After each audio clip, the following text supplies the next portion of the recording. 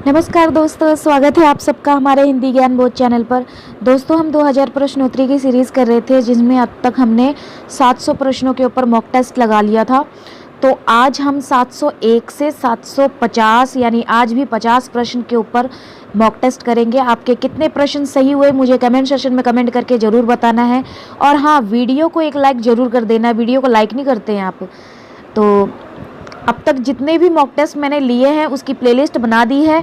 अगर आपने mock test attempt नहीं किया है तो अटैम्प्ट करिए। तो चलिए आज का मॉक टेस्ट शुरू करते हैं। सुभाष चंद्र बोस द्वारा लिखे गए पत्रों का संग्रह किस नाम से प्रकाशित हुआ? ये 4 विकल्प दिए हुए हैं, आपने विकल्प को देख के उसका उत्तर बताना है। मैं विकल्प नहीं पढ़ूंगी, नहीं तो वीडियो बहुत लंबा हो जाएगा। देखिए, अभी फिर आ गया आइसक्रीम वाला। सारी आइसक्रीम ना इसने मेरे घर के बाहर ही बेचनी है। इसका उत्तर बताइए आप। इसका सही उत्तर हो जाएगा सुभाष चंद्र बोस द्वारा लिखे गए पत्रों का संग्रह किस नाम से प्रकाशित है? तो ये पत्रावली के नाम से प्रकाशित है। अगला प्रश्न आएगा अब काव्य शास्त्र से। भारतीय काव्य शास्त्रीय परंपरा का सूत्रपात ईसा पूर्व द्वितीय शताब्दी में किस ग्रंथ से हुआ? ये 4 विकल्प दिए हैं, विकल्प को देख के पढ़िए आप और इसका उत्तर बताइए। इसका सही उत्तर हो जाएगा नाट्य शास्त्र। अगला प्रश्न रमणार्थी प्रतिपादिका शब्द काव्यम, यह पंक्ति किस आचार्य की है? 4 विकल्प दिए हुए हैं, सही उत्तर देख के बताइए। यह पंक्ति किस आचार्य की है? ये एग्जाम में भी पूछा जाता है, ज़्यादातर सुमेलित में पूछा जाता है इस तरह का प्रश्न। तो इसका सही उत्तर बताइए। तो ये है पंक्ति है जगन्नाथ की, पंडित जगन्नाथ की। अगला प्रश्न है वाक्यम रसात्मक काव्यम किसकी उक्ति है? ये 4 विकल्प दिए हैं, सही उत्तर बताइए देख के। तो ये भी सुमेलित में पूछा जाता है इस तरह का प्रश्न। आजकल तो पंक्तियां सुमेलित में देकर पूछी जाती हैं जो एनटीए एग्ज़ाम कंडक्ट करवाती है नेट में। तो इसका जो सही उत्तर हो जाएगा विश्वनाथ। अगला प्रश्न काव्य शास्त्र का प्रथम आचार्य किसे माना जाता है? प्रथम आचार्य किसे माना जाता है काव्य शास्त्र का? तो ये माना जाता है भरत मुनि को। अगला प्रश्न किरति भणिति भूति भली सोई, सुरसरी सम सब कहाँ हित होई, काव्य प्रयोजन के संदर्भ में कही गई यह उक्ति किस रचनाकार की है? ये 4 विकल्प हैं, देख के इसका सही उत्तर बताइए। विकल्प तो मैं पढ़ूंगी नहीं तो वीडियो बहुत लंबा हो जाएगा, तो आप देख के बताइए। तो इसका सही उत्तर हो जाएगा तुलसीदास की। ये तुलसीदास की है उक्ति। अगला प्रश्न है अलंकार संप्रदाय के प्रवर्तक कौन है? कौन है अलंकार संप्रदाय के प्रवर्तक? तो वो है भामा। अगला प्रश्न ध्वन्यालोक की रचना किसने की है? तो किसने की है? तो ये की है आनंदवर्धन ने। आनंदवर्धन ने की है ध्वन्यालोक की रचना। अगला प्रश्न है आचार्य आनंदवर्धन ने इनमें से किसे काव्य आत्मा किसे स्वीकार किया है? तो ये किया है आचार्य आनंदवर्धन ने काव्य आत्मा ध्वनि को स्वीकार किया है। अगला प्रश्न विभाव अनुभाव संचारी संयोग दृश्य निष्पतः रस स्वरूप निर्धारण का यह सूत्र किस आचार्य का है? तो ये जो सूत्र है ये भामा का है। अगला प्रश्न शब्द शक्ति के मुख्यतः कितने भेद स्वीकृत किए गए हैं? शब्द शक्ति के कितने भेद स्वीकृत किए गए हैं? तो ये किए हैं 4 विकल्प में से 3। अगला प्रश्न साधारणीकरण के सिद्धांत का प्रवर्तन और उद्बोधन किस आचार्य ने किया है? साधारणीकरण के सिद्धांत का प्रवर्तन उद्बोधन किस आचार्य ने किया है? ये 4 विकल्प में से तो ये किया है भट्टनायक ने। अगला प्रश्न भावयत्री प्रतिभा का संबंध इनमें से किससे है? बताइए सही उत्तर देख के। भावयत्री प्रतिभा का संबंध इनमें से है सहृदय से। अगला प्रश्न, रति, हास, शोक, क्रोध, भय आदि भाव की गिनती इनमें से किस भाव के अंतर्गत की जाती है? किस भाव के अंतर्गत की जाती है? तो ये की जाती है स्थायी भाव के अंतर्गत में। अगला प्रश्न, रस या अनुभूति की स्थिति के स्त्राजक भाव के मुख्यतः कितने भेद स्वीकृत किए गए हैं? रस या अनुभूति की स्थिति में स्त्राजक भाव के मुख्यतः भेद स्वीकृत किए गए हैं 4 विकल्प में से 3, 2, 5 या 4।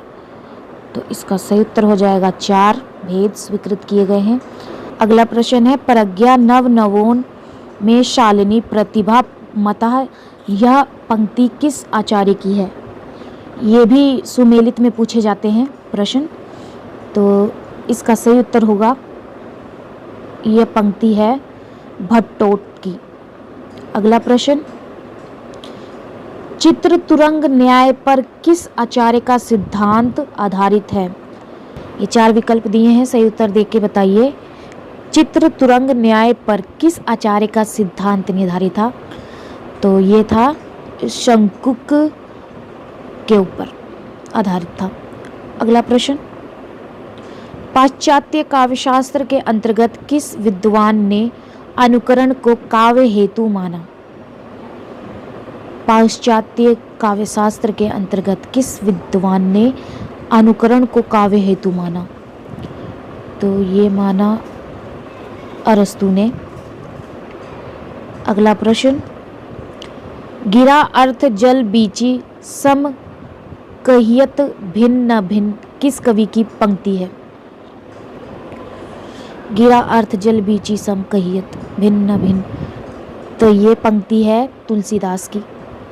अगला प्रश्न, भाव संधि, भाव सबलता तथा भाव शांति किस भाव की प्रमुख स्थितियां हैं?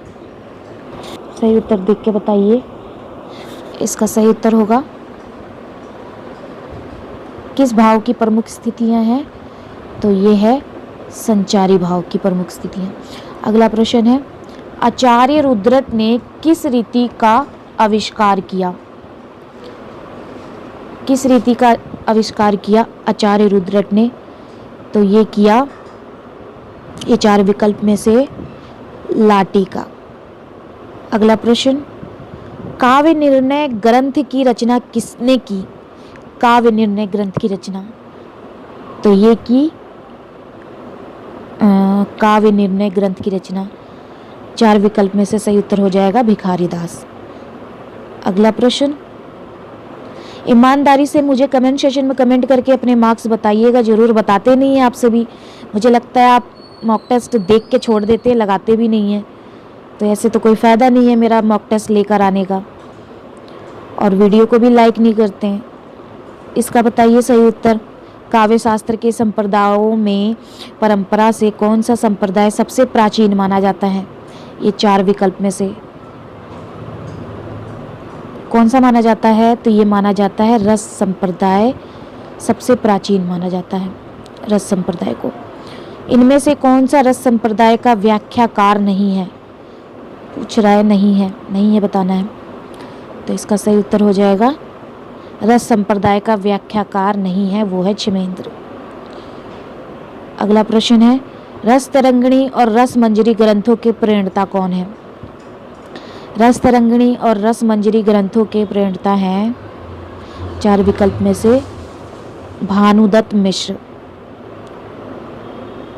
हाँ, भानुदत्त मिश्र ही है रस तरंगिणी और रस मंजरी ग्रंथ के प्रणेता। अगला प्रश्न है, आचार्य क्षेमेंद्र ने इनमें से किस सिद्धांत का प्रवर्तन किया? आचार्य क्षेमेंद्र ने, तो ये किया औचित्य का। अगला प्रश्न, इनमें से कौन सी रचना आचार्य विश्वनाथ की है? आचार्य विश्वनाथ की रचना कौन सी है इनमें से? सही बताइए उत्तर देख के।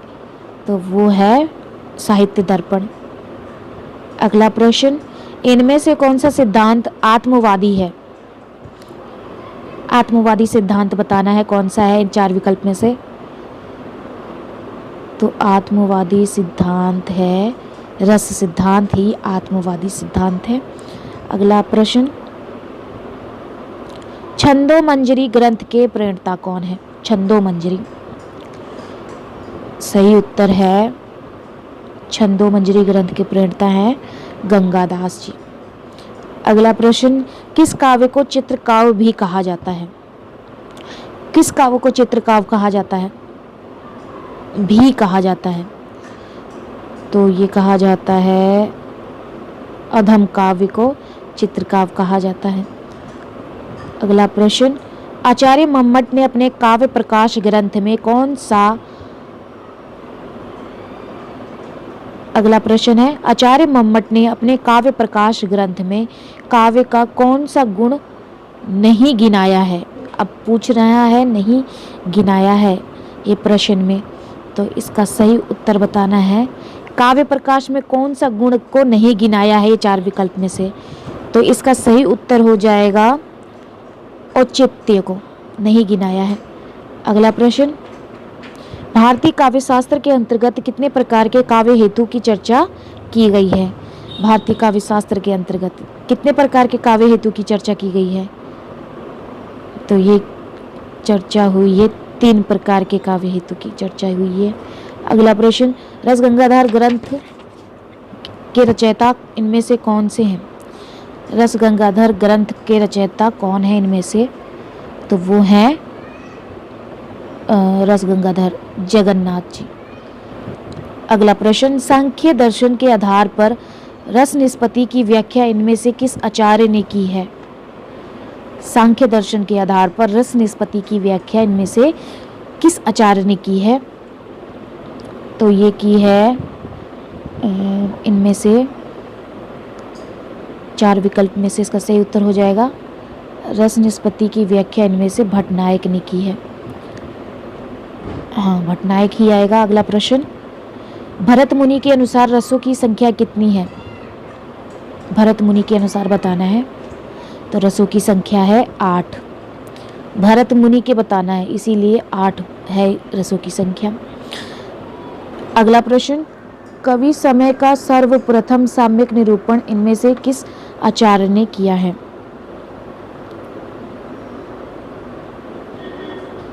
किसने किया है? तो ये किया है राजशेखर ने। अगला प्रश्न, शब्दार्थों सहितो काव्यम इनमें से किसकी पंक्ति है? ये भी सुमेलित में पूछा जाता है, तो इसका सही उत्तर हो जाएगा ये है भाम्य की पंक्ति। अगला प्रश्न, नई समीक्षा आंदोलन में कौन सा पाश्चात्य आलोचक सम्मिलित नहीं है? सम्मिलित नहीं है पूछा जा रहा है इसमें, तो इसका सही उत्तर बताना है। नई समीक्षा आंदोलन में कौन सा पाश्चात्य आलोचक सम्मिलित नहीं है? तो वो है प्लेटो। अगला प्रश्न, पाश्चात्य काव्यशास्त्र ग्रंथ पेरी इप्सुस काव्य में उदात्त तत्व का लेखक कौन है? कौन है? तो वो है लोजाइनस। अगला प्रश्न, वक्रोकृत को काव्य का जीवन मानने वाला आचार्य इनमें से कौन है? वक्रोकृत को काव्य का जीवन मानने वाला आचार्य है कुंतक। अगला प्रश्न, काव्य मीमांसा की रचना इनमें से किसने की है? काव्य मीमांसा, तो ये की है राजशेखर ने। अगला प्रश्न, पाश्चात्य विचारक क्रोचे का काव्यशास्त्रीय सिद्धांत किस नाम से जाना जाता है? पाश्चात्य विचारक क्रोचे का काव्यशास्त्रीय सिद्धांत किस नाम से जाना जाता है? क्रोचे का काव्यशास्त्रीय सिद्धांत, तो ये जाना जाता है अभिव्यंजनावाद से। अगला प्रश्न, भारतीय काव्यशास्त्र में ध्वनि सिद्धांत के अंतर्गत ध्वनि शब्द का प्रयोग किस अर्थ में हुआ है? किस अर्थ में हुआ है? भारतीय काव्यशास्त्र में ध्वनि सिद्धांत के अंतर्गत ध्वनि शब्द का प्रयोग हुआ है व्यंग अर्थ में। अगला प्रश्न, जब तक किसी भाव का कोई विषय इस रूप में नहीं लाया जाता कि वह सामान्यतः सबके उसी भाव का आलंबन हो सके, तब तक उसमें रसादी बोधन की शक्ति पूर्णता नहीं आ सकती। यह कथन किस आलोचक का है? इस प्रश्न का सही उत्तर हो जाएगा रामचंद्र शुक्ल। अगला प्रश्न, नाट्य शास्त्र में धीर ललित, धीरोदात्त, धीर प्रशांत आदि किसके प्रकार माने गए हैं? नाट्य शास्त्र में किसके प्रकार माने गए हैं? तो ये माने गए हैं नायक के पात्र। अगला प्रश्न, क्रोचे के अभिव्यंजनावाद की तुलना भारतीय काव्यशास्त्र के किस सिद्धांत से की गई है? क्रोचे के अभिव्यंजनावाद की तुलना भारतीय काव्यशास्त्र के किस सिद्धांत से की गई है? क्रोचे के अभिव्यंजनावाद की तुलना भारतीय शास्त्र के किस सिद्धांत से की है? तो ये की है वक्रोकृत सिद्धांत से। अगला प्रश्न, भारतीय काव्यशास्त्र में प्रतिभा के कितने भेद माने गए हैं? कितने भेद माने हैं प्रतिभा के काव्यशास्त्र में? तो ये माने हैं 2। अगला प्रश्न, अस्तित्ववाद की कला संबंधी रूप के पोषक कौन है? अस्तित्ववाद की कला संबंधी रूप के पोषक कौन है इनमें से? तो वो है शास्त्र। अगला प्रश्न, किस पाश्चात्य आलोचक ने काव्य के मनोवैज्ञानिक मूल्य का सिद्धांत प्रस्तुत किया है? किसका किया है? किस पाश्चात्य आलोचक ने काव्य के मनोवैज्ञानिक मूल्य का सिद्धांत प्रस्तुत किया है? तो ये किया है I.A. रिचर्ड ने। अगला प्रश्न अब आ रहा है, काफ़ी लंबा हो गया, साहित्यिक पत्रकारिता से, और आखिरी प्रश्न है ये, इनमें से हिंदी का पहला पत्र कौन सा है? तो ये तो सबको पता है, उद्दंत मार्तंडी ये पहला पत्र है। तो ये थे 50 प्रश्न। आपके कितने से हुए कमेंट सेक्शन में कमेंट करके ज़रूर बताइएगा। वीडियो को एक लाइक कर दीजिएगा। तो चलिए फिर मिलते हैं एक नए वीडियो में एक नए टॉपिक के साथ। अगर आप हमारे व्हाट्सएप ग्रुप और टेलीग्राम चैनल के साथ जुड़ना चाहते हैं तो डिस्क्रिप्शन में लिंक दे रखा है, वहाँ से क्लिक होकर डायरेक्ट ज्वाइन हो सकते हैं। वहाँ पे मैं स्टडी मटेरियल के साथ साथ मॉक और अपडेट करती रहती हूँ। तो चलिए फिर मिलते हैं एक नए वीडियो में एक नए टॉपिक के साथ। धन्यवाद।